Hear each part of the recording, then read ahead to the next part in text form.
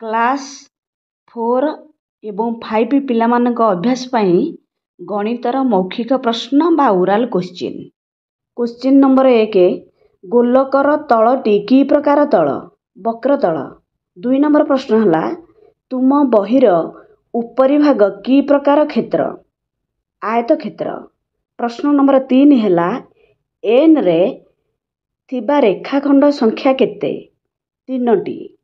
4 number ପ୍ରଶ୍ନ ହେଲା, କେଉଁ ଉପକରଣ ସାହାଯ୍ୟରେ କୋଣ ମପାଯାଏ? ପ୍ରୋଟ୍ରାକ୍ଟର। 5 ନମ୍ବର ପ୍ରଶ୍ନ ହେଲା, ରେଖାଖଣ୍ଡର ଦୈର୍ଘ୍ୟ ମାପିବା ପାଇଁ ଆମେ କ'ଣ ବ୍ୟବହାର କରୁ? ସ୍କେଲ୍। 6 ନମ୍ବର ପ୍ରଶ୍ନ ହେଲା, 4 ଅଙ୍କ ବିଶିଷ୍ଟ ସଂଖ୍ୟାରେ ସର୍ବାଧିକ କେତୋଟି ଶୂନ ରହିପାରିବ? 3ଟି। 7 ନମ୍ବର ପ୍ରଶ୍ନ ହେଲା, 4386ରେ 8ର ସ୍ଥାନୀୟ ମାନ କେତେ? 80 ବା 8 10। 8 ନମ୍ବର ପ୍ରଶ୍ନ ହେଲା, 4 ଅଙ୍କ ବିଶିଷ୍ଟ ସାନ ସଂଖ୍ୟାର ପରବର୍ତ୍ତୀ ସଂଖ୍ୟାଟି କେତେ? 4 ଅଙ୍କ ବିଶିଷ୍ଟ ସାନ ସଂଖ୍ୟା ହେଉଛି 1000, ଆମେ ତାର ପରବର୍ତ୍ତୀ ସଂଖ୍ୟା ହେଉଛି 1001। ପ୍ରଶ୍ନ ନମ୍ବର 9 ହେଲା, 2020 ମସିହାର ଦିନ ସଂଖ୍ୟା କେତେ? 366 ଦିନ। 2020 ମସିହା ଅଧିବର୍ଷ ପଡ଼ୁଛି, ତେଣୁ ସେଇଟା ହେଉଛି 366 ଦିନ। ପ୍ରଶ୍ନ ନମ୍ବର 10 ହେଲା, ସିଧା ନଡ଼ିଆ ଗଛ ଭୂମି ସହିତ କି ପ୍ରକାର କୋଣ କରି ଛିଡ଼ା ହୋଇଥାଏ? ସମକୋଣ। 11 ନମ୍ବର ପ୍ରଶ୍ନ ହେଲା, ଏହି ଚିତ୍ରଟିକୁ ଦେଖାଇକି ପିଲାମାନଙ୍କୁ ପ୍ରଶ୍ନ କରାଯିବ ଯେ ଏହାର କେତୋଟି ବାହୁ ଅଛି? 5ଟି ବାହୁ। ପ୍ରଶ୍ନ ନମ୍ବର 12 ହେଲା, ଗୋଟିଏ କୋଣରେ କେତୋଟି ଶୀର୍ଷବିନ୍ଦୁ ଥାଏ? 1ଟି। ପ୍ରଶ୍ନ ନମ୍ବର 13 ହେଲା, ଗୋଟିଏ ସଂଖ୍ୟାର ପୂର୍ବବର୍ତ୍ତୀ ଓ ପରବର୍ତ୍ତୀ ସଂଖ୍ୟାର ପାର୍ଥକ୍ୟ କେତେ? ତାର ଉତ୍ତର ହେଉଛି 2। ପ୍ରଶ୍ନ ନମ୍ବର 14 ହେଲା, ରେଖାଖଣ୍ଡର ମାପକୁ କେଉଁ ଏକକରେ ପ୍ରକାଶ କରାଯାଏ? ସେଣ୍ଟିମିଟର, ବା ତାକୁ ଆମେ ସର୍ଟରେ ସେମି ବୋଲି ଲେଖିଥାଉ। ଆମେ ଲେଖିବା ସେମି, କିନ୍ତୁ ପଢ଼ିଲା ବେଳେ ସେଣ୍ଟିମିଟର ପଢ଼ିବା। ପ୍ରଶ୍ନ ନମ୍ବର 15 ହେଲା, ବର୍ଗକ୍ଷେତ୍ରର ପ୍ରତ୍ୟେକ କୋଣ କେଉଁ କୋଣ? ସମକୋଣ। 16 ନମ୍ବର ପ୍ରଶ୍ନ ହେଲା, କେଉଁ କୋଣ ସମକୋଣଠାରୁ ସାନ? ସୂକ୍ଷ୍ମ କୋଣ। ପ୍ରଶ୍ନ ନମ୍ବର 17 ହେଲା, 347କୁ 100 ବଢ଼ାଇ କୁହ? 447। ପ୍ରଶ୍ନ ନମ୍ବର 18 ହେଲା, 2ଟି କାଠି ଆମେ ଦେଇକି ତାକୁ ପ୍ରଶ୍ନ କରିବା ଯେ ଏହାକୁ ନେଇ ସମକୋଣଟିଏ ଦେଖାଅ। ପ୍ରଶ୍ନ ନମ୍ବର 19 ହେଲା, 30 ହରଣ 5 ସମାନ 6, ଏଠାରେ 5କୁ କ'ଣ କହିବା? ଭାଜକ କହିବା। ପ୍ରଶ୍ନ ନମ୍ବର 20 ହେଲା, ଗୋଟିଏ ଭଗ୍ନାଂଶର ହର 5 ଓ ଲବ 3, ତେବେ ଭଗ୍ନାଂଶଟି କେତେ? 3 ବିଭକ୍ତକ 5। 21 ନମ୍ବର ପ୍ରଶ୍ନ ହେଲା, ଗୋଟିଏ ହରଣରେ ଭାଜ୍ୟଟି ଭାଜକ ଦ୍ୱାରା ପୂର୍ଣ୍ଣ ବିଭାଜ୍ୟ, ତାହେଲେ ଏଠାରେ ଭାଗଶେଷ କେତେ? ଏଠାରେ ଭାଗଶେଷ ହେଉଛି 0। 22 ନମ୍ବର ପ୍ରଶ୍ନ ହେଲା, କେତୋଟି ଚଉଠ ମିଶିଲେ ଅଧାଟିଏ ହେବ? 2ଟି। 23 ନମ୍ବର ପ୍ରଶ୍ନ ହେଲା, 9 ବିଭକ୍ତକ 17ରେ ହର କେତେ? ହର ହେଉଛି ଏଠି 17। 24 ନମ୍ବର ପ୍ରଶ୍ନ ହେଲା, କୋଣର ମାପକୁ କାହା ଦ୍ୱାରା ପ୍ରକାଶ କରାଯାଏ? ଡିଗ୍ରୀ ଦ୍ୱାରା। 25 ନମ୍ବର ପ୍ରଶ୍ନ ହେଉଛି, ପ୍ରକୃତ ଭଗ୍ନାଂଶକୁ କିପରି ଚିହ୍ନିବା? ପ୍ରକୃତ ଭଗ୍ନାଂଶରେ ହର ବଡ଼ ଓ ଲବ ସାନ ଥିଲେ ଆମେ ତାକୁ ପ୍ରକୃତ ଭଗ୍ନାଂଶ ବୋଲି ଚିହ୍ନିବା। 26 ନମ୍ବର ପ୍ରଶ୍ନ ହେଲା, 2 ପଞ୍ଚମାଂଶ କହିଲେ 5 ଭାଗରୁ କେତେ ଭାଗ?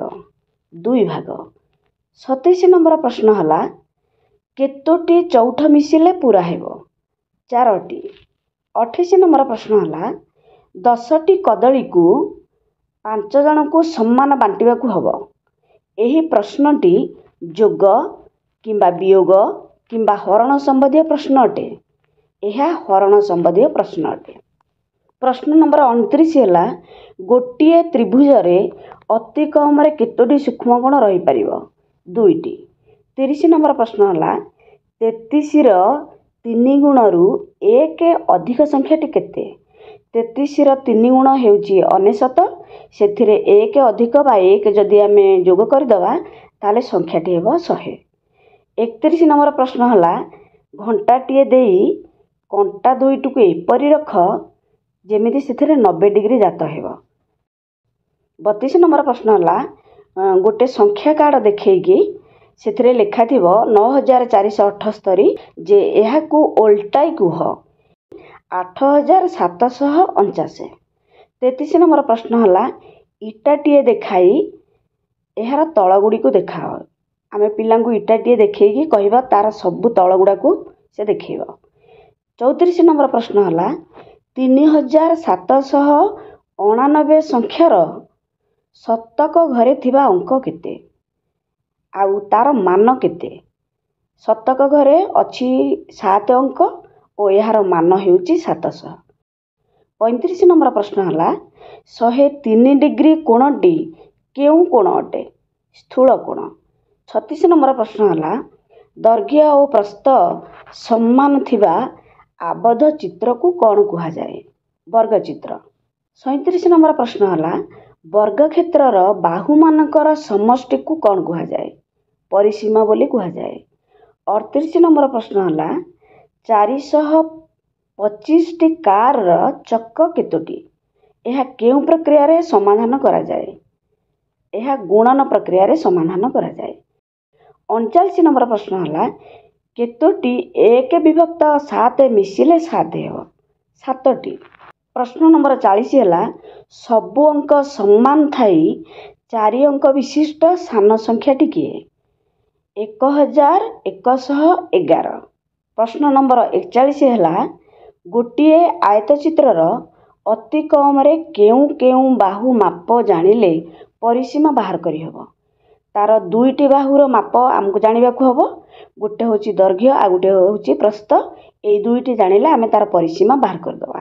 42 ନମ୍ବର ପ୍ରଶ୍ନ ହେଉଛି, ଗୋଟିଏ ତ୍ରିଭୁଜରେ ବାହୁ ତିନୋଟିର ଦୈର୍ଘ୍ୟ ଯଥାକ୍ରମେ 3 ସେମି, 4 ସେମି ଓ 5 ସେମି ହେଲେ ତ୍ରିଭୁଜର ପରିସୀମା କେତେ? ତ୍ରିଭୁଜର ପରିସୀମା ହେଉଛି 12 ସେଣ୍ଟିମିଟର। 43 ନମ୍ବର ପ୍ରଶ୍ନ ହେଉଛି, ଓଜନ ମାପର ଦୁଇଟି ଏକକ କୁହ? ଗ୍ରାମ ଓ କିଲୋଗ୍ରାମ। 44 ନମ୍ବର ପ୍ରଶ୍ନ ହେଉଛି, ଜ୍ୟାମିତି ବାକ୍ସର ବିଭିନ୍ନ ଉପକରଣ ଦେଖାଇ ଏହାର ନାମ କ'ଣ ଆଉ ଏହା ସାହାଯ୍ୟରେ କ'ଣ କରାଯାଏ? ଏଇଟା ଆମେ ଜ୍ୟାମିତି ବାକ୍ସରେ ଯେତେ ଉପକରଣ ଅଛି ପିଲାଙ୍କୁ ଗୋଟିଏ ଗୋଟିଏ ଦେଖେଇବା ଆଉ ତାର ନାମ ପଚାରିବା। ତା ସାହାଯ୍ୟରେ ଆମେ କ'ଣ କରିବା ବା କ'ଣ କରୁ ବୋଲି ପ୍ରଶ୍ନ କରିବା। ଭିଡ଼ିଓଟି ପସନ୍ଦ ହେଲେ ଲାଇକ୍ ଆଉ ସବସ୍କ୍ରାଇବ୍ କରିବେ। Thanks for watching.